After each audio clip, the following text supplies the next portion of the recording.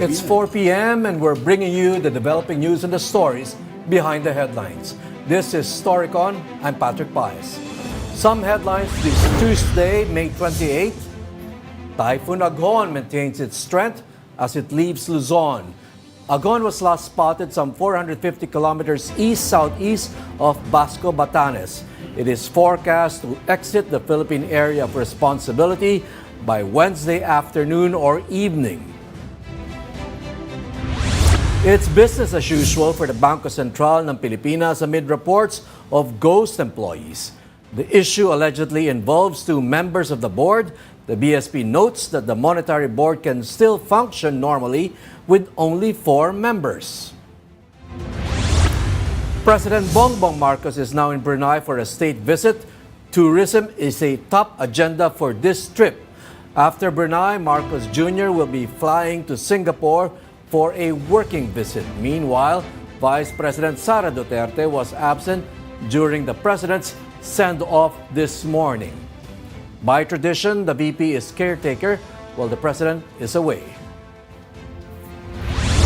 And Cebu Governor Gwen Garcia quit the political party Pdp Laban. Garcia says the complaint filed against her by Cebu City Mayor Mike Rama with the office of the president has, quote, created an irreconcilable conflict. Rama is PDP's vice president for Visayas. With me today is Ana Marie Pamintuan, editor-in-chief of the Philippine Star, Storycon's resident political pundit, Ronald Llamas, and One News defense editor, Manny Mogato. So we're a full house today, Ronald, Ami, and Manny. First off, Ami, what's the possible banner story of the Philippine Star for tomorrow?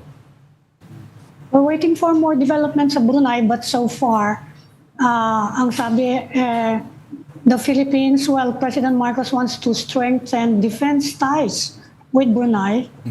And also, binabantayan pa rin natin si Aghon, 3 pa raw additional na namatay. And tuloy-tuloy, in the Senate, sabi ni Senate President Chis Escudero, is not going to stop the continuation of the probe on Mayor Alice Go. At iniimbestigahan na rin ng PNP. They're following up reports na baka lang naman member daw ng China, Communist Party of China, si Mayor ng Bamban. Ayan. At politics pa rin, sabi ni Senator J.V. Ercito, okay naman daw sila makipag-usap, the solid 7 so-called, with Senator Chis and the majority, pero when emotions daw have died down. Yan ang mga binabantayan natin. Okay, so far what we're hearing is that medyo ongoing yung I don't want to use your term division of spoils, pero yung assignment ng mga committee chairmanships at saka committee memberships sa Senate mukhang I think Senator Raffy Tulfo is taking over, for example, the Committee on Transportation that is being vacated by Senator Grace Poe, who will be taking over the Committee on Accounts. I understand, ganun. Accounts or Finance? Accounts or finance, Yeah, maybe, finance. mukhang Mukhang si Alan Peter. Yun, finance, yes. Arguably, the second most powerful position in the Senate, right? If you know how to use it. If you know how to use it. Ganon. So, Ami, are we monitoring any other movements in the Senate? Kasi we're hearing that this solid 7 will most likely stay within the majority. All that needs to happen is mabigyan sila ng mga committee na that will be to their satisfaction. I guess. Ganon. Yes, dahil ang ibig sabihin Medyo magulo nga yan Kasi kahit pati yung minority, hindi natin alam kung bibigyan nga yung minority din well, they're not going to be chair, pero may representation naman sila in all the committees. Siyempre, importante din na ikaw yung chair, pero it depends nga kung ano yung magiging division dahil ang gulo-gulo nga, di ba, the line ngayon between the majority and minority is blurred. Right. So hindi rin natin alam kasi ang sinasabi naman ng mga solid 7, solid pa rin daw sila. Solid sila, right. Pero At saka usually, sabi naman ni Senator Chis, lahat naman daw ng mga probe, tuloy-tuloy pa rin.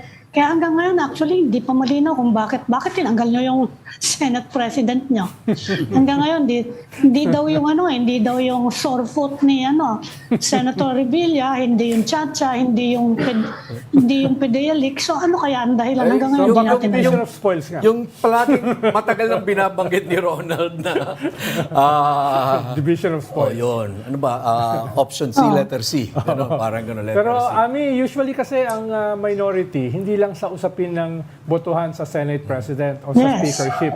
Usually, position din yan, political positioning vis-a-vis the government. Usually, opposition talaga yan. At mukhang yung 7, hindi naman opposition eh. So, bakit sila sasama sa minority, Right. di ba? So, kaya natural na manatili sila sa majority, kahit masama ang It makes kanilang sense. loob. It makes sense, right? Pero baka nire-redefine na rin nila minority sa Senate kasi sa House. Nakikita naman natin kung sino minority doon. They actually belong to the majority. Baka yan ang nag-i-evolve ngayon din sa Senate. Yes. Well, you mentioned a while Actual ago, opposition. you mentioned a while ago, Ami, as members of the minority, they're they are members of every committee in Yes. the Senate. Yes. But not But they're chair. not They have to chairman. be represented. They cannot become Kaya chairman. sila Senator Risa and Senator Coco, nagpapadala sila ng staff nila sa mga committee kasi obviously, Right. hindi naman nila kaya umattend lahat doon. Pero iba yung member ka lang, iba yung chairman ka, Ami. Kasi I understand that yes. when you become a chairman of a committee, apart from the additional budget that you get as chairman of that committee, you have additional staff, you have additional budgets for operating, etc., etc. Budget yan di ba? Yes. And also the clout that comes with becoming chairman of the committee, for Yes. example. Once in a while, kahit nasa minority ka, pwede kang maging chair ng isang committee na hindi naman pinag-aagawan ng majority. Like ethics. Parang sino Like sa ethics committee. Women's committee, Women's mga committee, ganun, oo. Yung mga hindi naman na interesado yung majority. Pwede Where ibigay. there's let's put it simply, walang masyadong big lobby. Yeah. Walang masyadong major interest involved in those committees. Like, Ibig mo sabihin, yung big lobby ay well, it happens. I malaki yung tulong. well, in the US, di ba legit yung lobbying Yes, groups. yeah. So alam naman natin na ganun. Let's just call it Yes. what it is, right? Call a spade a spade. Right. So when it comes to ethics committee, there's no lobby group there involved or women's committee, wala namang ganun. Pero major committees like, for example, Public Works, I think paborito dati yan Pinag-aagawan ng yan. yumaong Senator Ramon Revilla Revilla. Sr. Oo. environment. Environment also, no? Oo, mga ganun. Tapos pagdating naman dati, mga sikat na committee dyan, Senate Blue Ribbon Committee, because for grandstanding. Yes. When your committee does an investigation, Corruption. you're all over the news, right? Pero karamihan ng mga nag-blue ribbon, natalo eh. Natalo. Kaya ating ngayon, pinagpapasapasahan. Walang may gusto ng Blue Ribbon Committee. Ikaw mo, ikaw ay senador, anong committee ang kukunin mo? Blue ribbon. Ayun. Pero tama yung pinoint out ni Ronald, medyo natalo yung mga Si recent Gordon chairman ng Si Gordon yung blue ribbon. Si Gordon, si TG Kingona. Kaya na itong bagong Senate na pumasok, parang pinagpasapasahan yung Kaya Blue si Ribbon Francis Tolentino, iniwan na yung blue ribbon. Right. Re-election. Nadami kaaway mo dyan eh. Pero, and there's a lot of expectation kung blue ribbon ka eh. Right. Kaya, Oo. tingnan natin, baka yan pwede makuha ng minority. Si Coco. Delikado rin ibigay sa minority dahil gagamitin nila para mag-investiga ng corruption. Delikado Eh, rin. kahit naman walang blue ribbon, nag-iimbestiga pa rin naman eh. Di bigay na lang dun sa may hilig talaga. Still on politics, Ronald, Ami, Manny, Governor Gwen Garcia resigns from PDP Yes. Laban. Why are we not surprised by this news? Okay, Ronald. Parang matagal na natin hinihintay. Why are we not surprised, Ronald? Well, dahil malinaw naman yung PDP ay papunta na sa oposisyon or bagong Balik sa oposisyon. isang jeep ulit, sa isang taxi. Balik ulit sa isang taxi, no? At siyempre, yung governor, yung kanyang anak, ay member ng cabinet. At dahil Cebu ay isa pinaka-importanting city, kung gusto niyang... The most vote-rich province. Yes, kung gusto niyang dumami yung resources galing sa national government, dapat hindi siya opposition. Ibig sabihin ba, Ronald, Actually, iiwan na ni nag-hemorrhage Sara? ngayon yung PDP ni former President Duterte. Negros Occidental, nag-mass resignation from Resignation, PDP. At malamang, Tsaka, hindi ba, nagsasalita na yung mga miyembro na they do not agree with former President Duterte. Kaya mukhang yan ang magiging bagong Volkswagen na Volkswagen Party Yes. eventually. Balik sa isang Volkswagen ulit. At mukhang sa lahat ng speeches ni President Bongbong ngayon, ang banat niya, destabilization. Ibig sabihin, Kaya it's not lost on the local politicians. Sino yung pinapatamaan? Moving into the midterms. Yes. Moving into the midterms. Kaya nakita na rin nila yung matagal ng writing on the wall. Kaya, pero may hatian din, no? Dahil karamihan ng mga governors ay lumilipat sa Partido Federal at karamihan ng mga congressmen lumilipat sa Lakas NUCD. So parang may ganung division of labor. Kasi si Speaker ang Sa Lakas. Lakas. Oo. Kaya dun sila. Tapos sa Partido Federal, yung presidente at saka yung anak. No? So the president is perfectly okay with that. Because normally, you just join the president's party, everybody. Yeah. Pero mukhang, he's willing to give that to the magkocoalesce speaker. naman yung dalawa into a ruling coalition. Kasama ang iba pa, nationalista, NUP, LP, NP, kala ko LP sa'yo mo, NP. NP, NUP. So Partido Federal is the new party na dating kasya sa taxi o sa Volkswagen. Pero ngayon, I think the last we heard, they're claiming at least half of all local government officials. Ganon din naman nangyari sa PMP ni ERAP. Ganon din na nangyari sa Liberal Party. Yes. Ganon din na nangyari sa PDP na isa o dalawa lamang yung congressman nung nanalo si Digong. No? Ang kaibahan lang kay GMA, dahil si GMA, miyembro ng 5 political parties. Sabay-sabay. Oo, sabay-sabay. Kaya She's still a member, I think, of Lakas. Yeah. I think she hasn't left, right? Pero hindi na siya miyembro ng LP. Hindi na siya member na. Nandun siya nung nagpatis lang ni Speaker, di ba? Hindi yun bate. Di ba? Nandun lang siya. Nandun lang. Nagmano. Ganun ba? Nakikita ngayon ng mga LGU kung ano nangyayari doon sa mga, hindi ba nagrereklamo na naman si Duterte, former President Duterte, yung Tacloban naman daw. Hindi na naman daw natuloy yung rally nila o hinarang yata, hinarang. And people are seeing what's happening in Davao City. Nawala yung budget, sabi ng mga Dutertes, 500 million, nawala sa budget nila. Nakita natin kung ano nangyari doon sa mga pulis nung sumunod sa utos ng mayor. Ayan, pati chief of police na 2 months pa lang sa pwesto, tanggal. Hindi lang yun, mga 36, station commander, tanggal din. Siyam. Yes. Ronald, during your Kaya time as political affairs advisor, you could say, based on that, these are the usual things or leverages that the president uses. Yes and no, pero dapat may dahilan din Kailangan may compelling Talaga? reason din. Madali naman Parang Senate ko, wala naman talagang compelling. madali naman makahanap Halimbawa, nagsimula yung Tokhang Davao style uli. Di ba? Pinagmamalaki ni Mayor Baste. Talagang bilang na yung oras ng mga pulis na sumuporta ron. Dahil definitely, humihiwalay si BBM doon sa Tokhang Tapos ito yung isang key city mo, pinagmamalaki na magkakaroon sila ng Tokhang again, sa city nila. At may namatay agad. Tapos may namatay agad. Hindi lang 7 mas marami yung namatay. No, hindi lang 7. Halos 100 yata. Ito, tatanong ko nga kay Manny. Manny kasi nagpo-protesta si Mayor Baste. Sabi niya, abuse daw of authority ng PNP at kailangan ibalik yung 36. Ano bang rule doon? Anong jurisdiction ng mayor over the police sa ganyan, mga appointment, mga yung ganyan pagtatanggal, pag-resign. Wala. Kasi yung mayor, may supervision lang. Di ba, pag mag-appoint ka ng police chief, bibigyan ka ng 3 choices. May 3 pangalan, pipili ka lang. Pero, pag nandun na, wala ka lumagawa. Kasi hawak ng ng krami. Pero Ami, mukhang Saka for caution di ba? pag sinabi ni Mayor Baste Duterte na abuse of authority, kailangan paniwalaan natin. Dahil may expertise sila mga Duterte sa abuse of authority. Ikaw nagsabi niya na. Hindi, baka pumunta yun sa korte kaya tinatanong ko si Manny kung ano yung rule Pag ganyan Pero yung mga alam ko hirit under ni the Ronald, PNP law, kaya ka de national na facto. yan di ba? Di ba papuri yun? Yun. May doctorate sa abuse of authority. National na yung PNP kaya hindi ba Manny? Anytime pwede mong tanggalin actually yung Pwede, police. kasi Lalo yan for cause hawak ng ng kamkrami. Silang bahalang mag-assign dyan. Kasi yung PNP is civilian in nature pero national in character. Yes. So, Lahat yan, hawak nila. DILG, PNP ang message dyan. Napolcom. Napolcom, yan. So yung supervision, when you say supervision, may supervision yung mayor, for example, or governor. Well, ano yung scope ng supervision, Manny? Wala. Administrative. Ganun.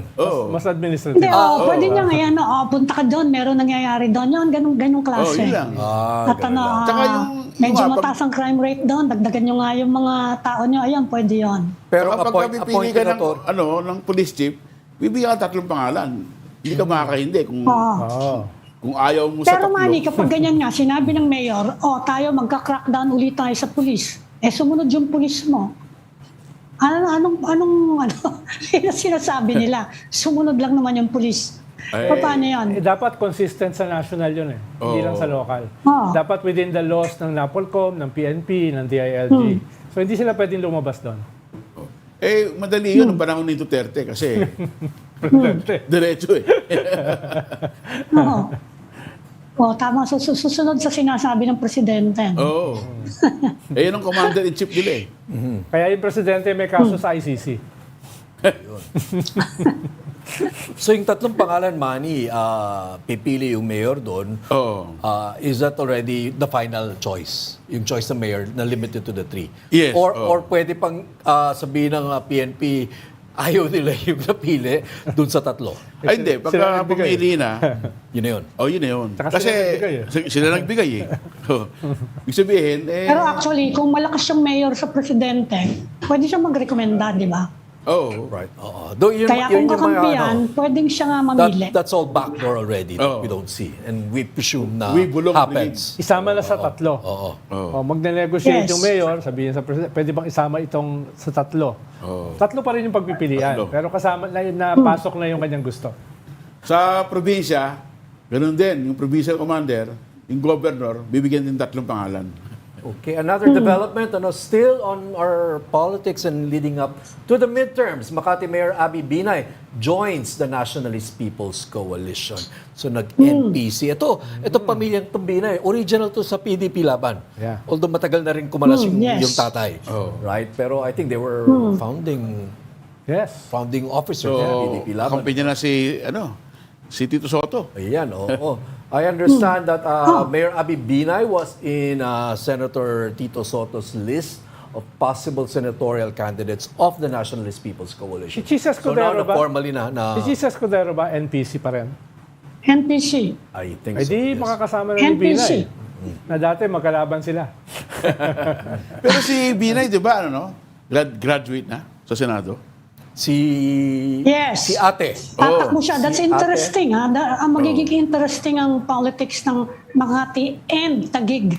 Yes. Kasi nagbabalak nga daw si Abby Binay na tumakbo sa Taguig as mayor dahil nakuha nga yung mga embo-embo nila, di ba? Nako. Yung billing Masaya. ng mga Binay Masaya yung yan. mga embo na yun Mukhang tatakbo si Abby doon, tapos magkakalaban yung asawa niya, si Congressman Campos, and Nancy Binay for Mayor of Makati. Really? Kaya interesting ang magiging laban sa Makati. Yan ang magandang bantayan ngayon. Medyo mauungkat yung mga hurt sa pamilya niyan, di ba? Pag nangyari yan. Because if we all remember pero that... medyo alam na din naman ng public yun. Yeah, a few election cycles ago. Yun yung away ng Taguig and Makati, nasasama na. Ang medyo ayan, kawawa dyan yung magandang tingnan tatay. yung mga ganyan. Nakita mo paano mag-away yung anak sa harapan niya, di ba? A few reminder lang, a few election cycles ago, I think, very public on stage mismo, nag-away. Yeah, sa harapan. Sa harapan ng publiko, sa harapan ng tatay. Si Junjun. Si Junjun Binay na tsaka mayor. si Abby. Tsaka si Yes. Abby Binay. At mukhang hanggang ngayon, malalim pa rin yung away na yun. Okay. Pero mukhang Yes. malakas si Nancy kaysa kay Mister. Well, kung si Abby si Abby malakas. Hindi ko yung mister niya, hindi ganun kalakas. Hindi ganun, Incumbent congressman. Yes. Okay. Yes. So, ganon. At saka iba apelido Hindi Binay. Hindi Binay. Hindi Binay. Alalaban siya sa apelidong Binay Kaya titignan natin yan kasi I think medyo firm up na yung mga balak na yan. Kaya tignan natin. Taguig is also interesting. Taguig will be in. Yes. Do you see Abby Binay trying to contest the City Hall? Sa Taguig? In Taguig? Baka- Kasi what Tito Soto is saying, what Tito Soto is saying that Abby Binay is in their list of senatorial candidates to replace Ate Nancy Binay. Parang si Abby, pinag-aaralan pa yung mga legal questions eh. Dahil may mga issues pa yata sa residency. Oho. Kaya pinag-aaralan pa nila maigi. Di ba may bahay Pero- si Abby sa BGC? Pero may broad coalition sila ngayon. may ha? bahay siya. With the Tinga, no? Yung mga dati ng kalaban ng mga Cayetano, Cayetano. et cetera. Hindi ko na babanggitin yung et cetera. Are the Tingas trying to make a comeback? Ha? For, the Tingas, may balak ba silang magkaroon ng Sila on political their own comeback? hindi kakayanin. Pero ito nga, nagbubuo sila ng Coalition of the Willing, kasama si Abby, et cetera. So baka kung sila ay Coalition of the Willing, baka mas may chance kahit uphill pa rin. Hindi pa rin ganun kadali na talunin ng mga Cayetano sa Taguig. Baka pwedeng busy. Busy. Si Abby? Hindi, si Tinga. Oh. Yun, kasi ang alam ko yung misis ng dating mayor. Ang Tinga- na-appoint ng Malacanang sa CCP ngayon. Yes. At ang, Well, not Malacanang ata ang appointing. at ang Tinga, suportado ng presidente. There you go. Oo. Because I think the relationship also goes a long way back. A long way back. With the Marcoses, with their fathers. Yeah. And for the longest time, alam naman, Abby, ang mga Tinga, sila talaga yung political family dyan sa Taguig. Yes. Bago nagkaroon ng BGC. Nung panahon na ang Taguig ay puro Kalahin. water lily lang. Kaya masama loob nila. At saka Tipasopia. Yan, Kaya masama loob nila. Kung kailan naging boom town yung Taguig, iba ngayon yung nakapamilya nakapwesto dyan, mga Cayetano. Yun. Ngayon, Interesting. meron ng BGC, meron pang FTI. Arca. Oo. Arca, that's a lot of revenue for the city. At siya yung nagiging financial capital na ngayon. Right, it's moving there. It's moving to Pati BGC. mga embassy, nandun na. Embassy, Yeah. naglilipatan doon. Yes. Lahat ng At international nililipat schools, ng Senate, nandun ngayon. Ang Senate, nandun na. Yung bagong building ng Senate. Ganda. Kaya Right. maraming gusto Although- maging senador ngayon. Ingit na Malapit ingit sa ang mga bahay Kongreso. nila. So it Mas could malapit. rival Manila Makati as the premier, richest city in the Philippines. Yeah. It's looking much better than Makati nowadays. Looking much better, yeah. Oh, para ka nasa New York pag Oh, nasa New York na BGC New ka. York. Eh, Oo. no? Yan. So New York. It's so New York. So it's a price, It's a price city. Yes. Kung sino man dyan. So expect na magpupok-pukan talaga dyan. But yung pagiging miyembro ng mga Cayetano siblings sa Senado, dun sa coalition or so whatever we want to call it, that helped oust Senate President Miguel Zubiri, you think that's gonna score some point with Malacanang for the Cayetanos? Well, ang ininegotiate kasi dyan ay not specifically the Cayetanos. Ang ininegotiate dyan ay yung partido, nasyonalista. At malamang may 3 hanggang 4 na itutulak yung nasyonalista sa Senate slate ng administrasyon. Villar, whoever that is, Camille or Manny. Tapos ay Aimee, Marcos, kahit parang opposition Pia. si Aimee, Marcos pa rin ang apelyido. Tapos si Pia Cayetano. Meron silang isang miyembro na tumatakbo rin for senator, si Ariel Carubin. So baka isama yun sa 4. No? Ang NUP naman kasi halos wala eh. Lakas, si Bong Revilla, perhaps one more. Ang NPC, si Tito Soto. No? At saka, si Win pala ay hindi naman re-electionist. So Si Lito. the Cayetanos membership in the Nationalista Party is going to be very important para Sa in their bid to negotiation. retain Pero yung siyempre, control nila sa Taguig. iba yung local. No, parang Iba yun. ruling coalition, sama ang NP, pero sa local, ibang usapin yan. No? Anong pwedeng maging usapin dyan? Open city ang Taguig. Parang Pwedeng, ganun. May pwedeng term sila dyan, di ba? Zona libre. Zona Pwedeng libre. Zona Yan, libre yan. oo. Walang babakapan Roland, ng meron people. bang kakampi dyan? Yung mga kakampi ni VP Sara. Anong partido yun? Opposition na yun. Dahil hindi nga sinama yung hugpong sa ruling coalition, di ba? Oo. Oo nga. Ang Kaya soft- nga, ang I mean sa softness- Senate, sino ang yung soft- mga, siyempre kailangan niya na suporta dyan. Oo. Ang soft statement nila ng Partido Federal ay buo pa yung unity team with hugpong, pero hindi na buo yung kontrata. Hindi ko maintindihan kung ano ibig sabihin nun. No? So, kinakailangan daw gumawa ng bagong kontrata. Pag hindi makabuo ng bagong kontrata, edi wala na yung unity team. Wala nga si Sara O kanina. saan lulugar si Sendok. Senator Bongo? Senator Bongo, Asa man yun? Sa Senator PDP yun. Bato. Sigurado sa Saka yung PDP. kasama nilang isa, Si yung Bato. sinasama nila si Tolentino, pero Yeah, I'm PDP not yun. sure kung kasama talaga nila. Tingin ko si Tolentino tatawid na yan. Oh, kakalas na yan. Katulad ni Congressman Alvarez, yung presidente ng PDP. Kaya si Robin Hood na yung presidente. Yes. For Tolentino, that's not gonna be the first time he will cross. Yeah, mukhang Kasi galing siya kay Pinoy, di ba? mukhang nakapag LP. Oo, galing siya kay Pinoy, nag-cross siya kay Duterte. mukhang and he's- nakapag-criss-cross na siya. Yun, Yeah. oo. But what does this say about Senator Tolentino that he has friends on all sides? Ganun ba yun? Yun yung positive note. Okay. Hindi ko nababanggitin. Maganda yung description na yan. I have friends on all sides. Di ba? Kasi pwede rin naman ganun, di ba? It wasn't, I mean, after all, he counts as a close friend of former President Noynoy Aquino, right? Nandun siya, no? I mean, alam ko, original original korista yan eh. Dahil nung nag-mayor Yung siya ng tatay, Tagaytay. nakulong yan. Political detainee yung original tatay niyan, yan. no? So, it was expected nung maupo si Pinoy, kasama si Pero nung Francis. nung nanalo- Nagulat lang ako nung nakatawid siya kay Duterte, sa side ni Duterte. Yes. At What nanalo- made that possible? At nung nanalo si Digong, buong pamilya yata niya nakidigong eh. Pati yung kanyang kapatid. Was there some relationship there from the past that allowed him to move to the side of I doubt Duterte it. right I doubt after it. Pinoy? Dahil marami naman sa sumama kay Digong, wala namang prior relationship eh. 'Di ba? Dahil si Digong is so local eh. Hindi naman siya national eh. So yung mga national pumunta sa kanya nung nakita na malaki yung chance niya na manalo. Hindi dahil sa previous relationships. Halos lahat ng kilala ko na nagdigong ay wala naman talagang prior relationship kay Digong. 'Di ba, Ami? No, karamihan naman dyan eh. Pero yung mga nasa may dalawa cabinet. siyang loyalista doon, si Bongo nga and Ronald de la Rosa. Yun Saan lang, sila yun lang. lugar ngayon? Kasi majority sila ngayon eh. Sunny Dominguez. Pero Yun yung mga majority. kanya. Oo, the Davao Group. The Davao Group. Pero yung Saan national... sila lulugar ngayon?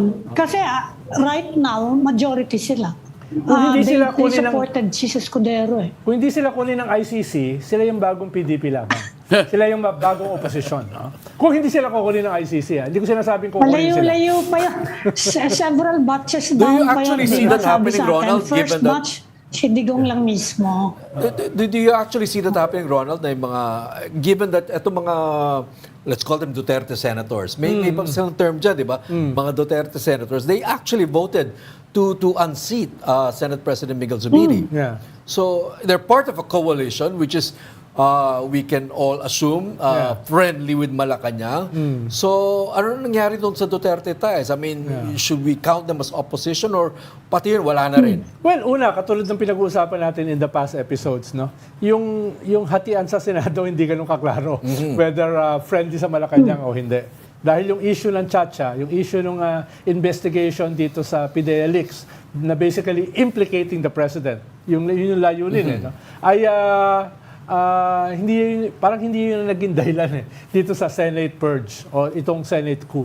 Kaya yung aspeto na yon parang hindi ganun kalinaw. Ang malinaw sa akin ay sila ay pinakamalapit kay Digong. At si Digong, malinaw yung guhit. No? At kung si Digong ay gumuhit as opposition, hindi sila aalis doon. No?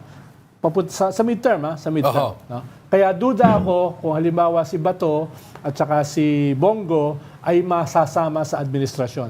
Si Francis pwede. Pero iiwanan niya ang PDP. No? Okay, ganun, ano?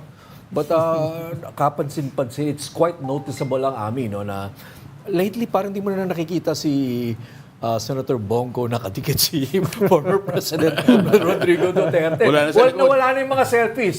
Di ba? Dumalag na yung mga selfies, right? Kasi dati, di ba, ang ano nga, senador na siya, pero parang mas madalas yung oras niya sa Hindi, Malacanang. pero kung ikaw din sa lugar ni Bongo, tapos binanggit ka ni Las Cañas na main witness ng ICC, no? Medyo kakabahan ka. So, mag-rely ka dun sa goodwill ng presidente nang pag sinasabi niya na hindi kami makikipag-coordinate sa ICC. Ang problema, pinalitan yung police sa Davao. At nagpadala ng 2 batalyon. Kasi interesting yung yung Duterte block kasi iniisip ko nga sinong susuporta kay VP Sara kasi as of now sila ni Raffy Tulfo yung front runners for 2028. Paano kung palit yung partidong sumusuporta sa kanya? Of course, she will need the party machinery kung tatakbong presidente. So, sino yung mga susuporta sa kanya? Yung House, I'm sure, under Romualdez, wala na sa kanya eh. Sino pa yung matitira sa Mukhang kanya? Ami ang inaasahan naman kasi nila to survive the midterms eh. Ang tingin kasi nila to survive the midterms ay isa pa rin sila sa frontliner going into 2028. At kung mangyayari yon, Eh, paano yung mga kakampi nila, pinagsususpend din na nga eh. yes, Paano yan? pero yung mga umalis sa Yung mga kanila, yung local. mga lumipat, ang tingin nila dahil cynical Philippine politics, magbabalikan yon. Kung kasama sila sa top 2 for president sa 2028. Yun ang kanilang calculation. Whether that will happen is another thing. At saka yung pong wala na rin eh. Parang shell na lang eh. Yeah. I think there was an announcement made Yes. a few months ago, maybe late last year, na interim lang naman talaga, parang intermediate lang yung hukbong for the purpose of 2019 elections. But if there's something siguro that we all learn or must realize from all of this, na it's futile to analyze Philippine politics according to party lines, according to political parties. Yes. I expect them to function as such. Wala naman tayong party Parang politics wala talaga. Wala talaga. Iba. I don't know what animal you will call yung political culture natin, pero obviously it's not about political party lines. Yun lang. Anyway, No you're party watching system Storycon. tayo. Ano yun, Matt? Ano yun, Ami? No party No system. party system. You're watching Storycon on One News. We just need to take a quick break and we will be right back. This is the Story Conference Group or the Storycon Group.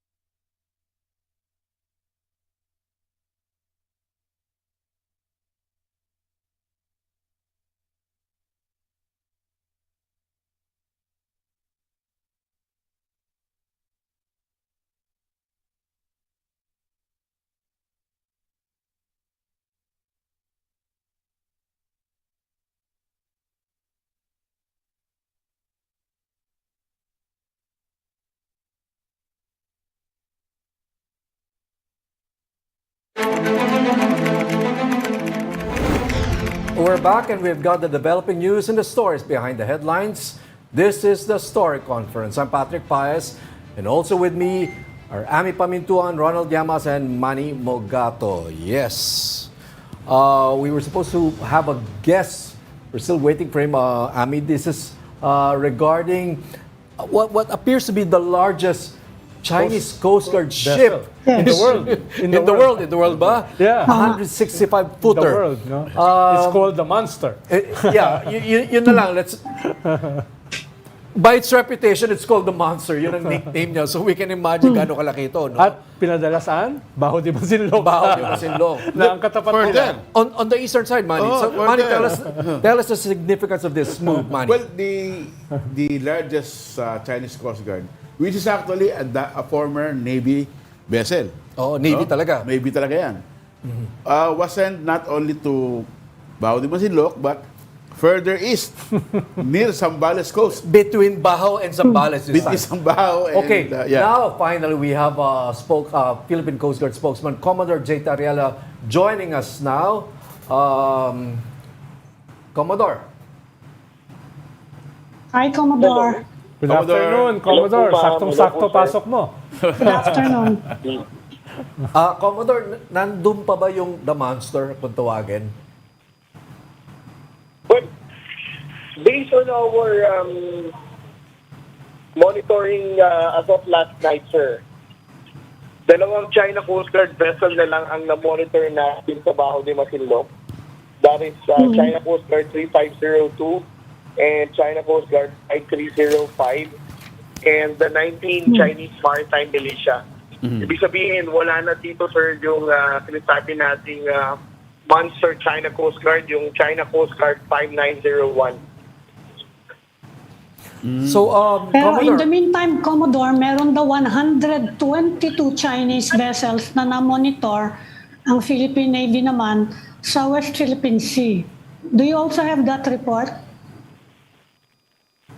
Well, we rely on the Armed Forces of the Philippines whenever they have the report to declare the totality of the deployment of the Chinese Maritime Militia, China Coast Guard, and PLA Navy.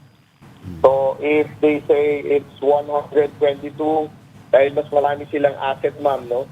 They have the aircraft for the Philippine Air Force, and of course the Navy vessels as well. So we also rely on the report of the Armed Forces of the Philippines. Commodore, yung bang... Kapag ganyan karaming Chinese vessel, paano gagawin natin? Kasi mag-i-impose ng fishing moratorium on China for 4 months. At sinabi ng Philippine Navy, we will not follow the fishing moratorium. Anong preparations ng Coast Guard for this, yung fishing moratorium na yan?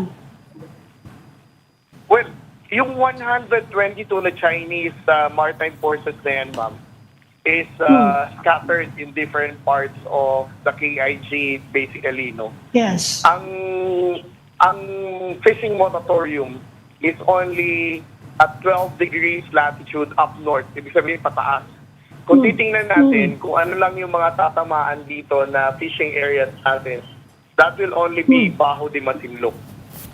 So right now, ang barko lang ng Chinese Maritime Forces sa BDM is 2 Chinese Coast Guard and 19 Chinese Maritime Militia.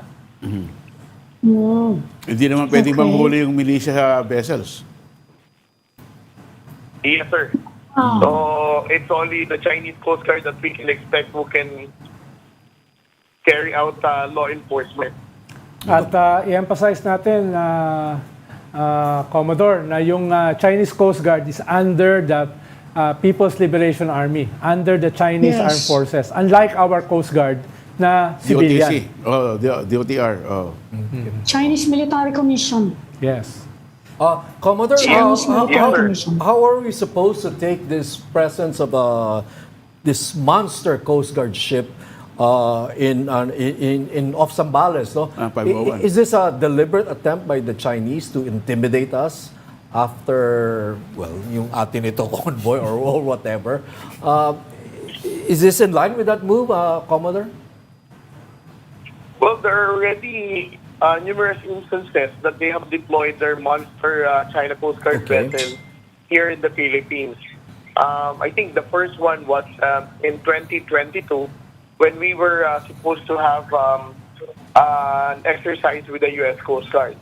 So, kung titingnan natin yung trend, sir, no, whenever they deploy itong monster vessel nila, laging related dito sa pananakot. So, fairly we can say na part din ng pananakot na naman nila ito to discourage another atin ito convoy or any other civil society that may plan to sail in different parts of the West Philippine Sea.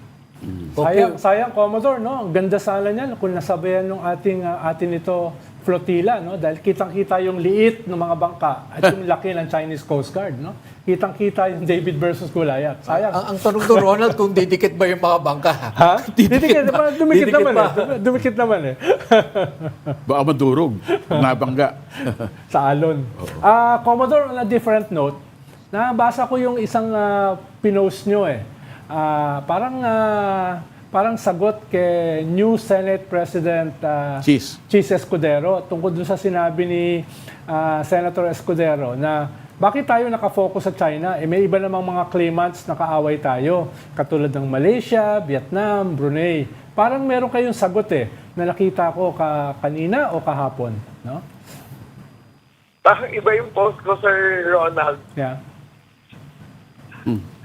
Ang last post ko on my Twitter post was, ang sabi ko, kung titingnan natin yung mga pro-China trolls na sumusuporta kay Pastor Kibuloy, saka kay Mayor Alice Go, parang kung titingnan natin, hindi ko alam kung meron talagang kumukumpas sa kanila.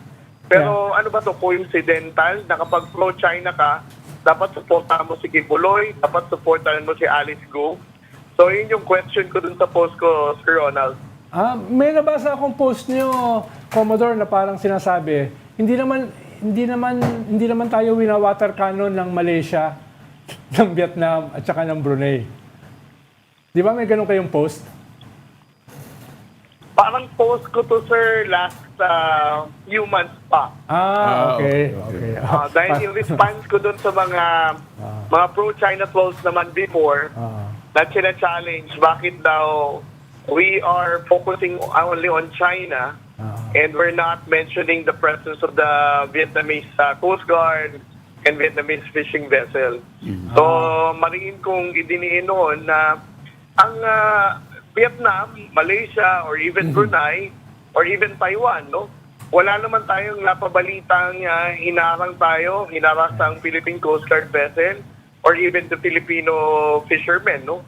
Kaya natin tinututukan lang ang China dahil sa araw-araw na ginawa ng Diyos, parang ito yung usual routine na na-experience ng Coast Guard, ng Armed Forces of the Philippines, at ng ating mga kababayang mga isda. Okay, Commodore, still on that matter, have there been situations where, for example, Filipino fishermen come in close contact with Vietnamese fishermen, or our Coast Guard has come in contact with Vietnamese vessels or Malaysian vessels? And in those instances, Commodore, what happens? Ano po, may protocols ba dyan involved? May kiskisan din ba o wala lang? Parang alam ko may nahuli na yung Coast Guard eh. Mo, sir, no? Let me take this opportunity to respond to that question. There are instances that the Philippine Coast Guard vessels pass through Vietnamese and even Malaysian fishermen. Okay. Kapag tinawagan na natin sila sa radyo or ginamitan natin sila ng PA system, reminding them that they are within the exclusive economic zone of our country, nagpo-pull out naman sila ng maayos, umaalis. Ibig sabihin, nire-respeto nila ang presensya ng Philippine Coast Guard. This is a different scenario kung ang Chinese fishermen ang gagawin natin ng ganyan, or Chinese Maritime Militia. The moment they challenge natin ang Chinese Maritime Militia, what you can expect next to happen is Chinese Coast Guard vessels will also be coming in, no? At susuportahan nila yung ginagawa ng mga Chinese fishermen, which is usual na nangyayari dito sa Bajo de Masinloc. So, from the behavior itself, no, makikita natin how bully the Chinese are and how they look at their Chinese fishermen na parang sila mismo ang may legitimate sovereign rights over our own exclusive economic zone, which is completely opposite sa behavior ng mga Malaysian, Indonesian, and even Taiwanese and Vietnamese fishermen. Commodore, meron ba kayong records kung ilan na yung nahuli ng Coast Guard ng mga Vietnamese fishermen? Di ba parang meron kayong report dati? Marami. Yes, sir. Yes, sir. Yes, sir, Box. We have a data to support na meron din tayong hinuli ng mga Vietnamese fishermen, especially those that enter Pag-asa Waters, for example, or even other areas na talagang machichempohan nating nanguhuli sila ng isda sa loob ng ating exclusive economic zone. Does this Commodore, still on kumusta that na yung matter? hindi ba you detained the ship na merong 7 Chinese crew yung sa may pumasok sa San Zambales. Felipe? Ano na yung status ngayon ng barko na yun? Well, right now, ma'am, no, it's still under detention. I'm going to ask the headquarters kung ano ng update ng Bureau of Immigration dun sa 7 Chinese national. But when we say we detained the vessel, ang mga Chinese crew nito ay nasa loob pa din ng barko nila, ma'am. Okay, Commodore, still on the matter of Vietnamese fishermen in our EEZ. So there's a standing SOP by the Philippine Coast Guard to tell them off or to drive them away whenever they're on our EEZ. Ganun po ba yun? Yes, sir. Okay.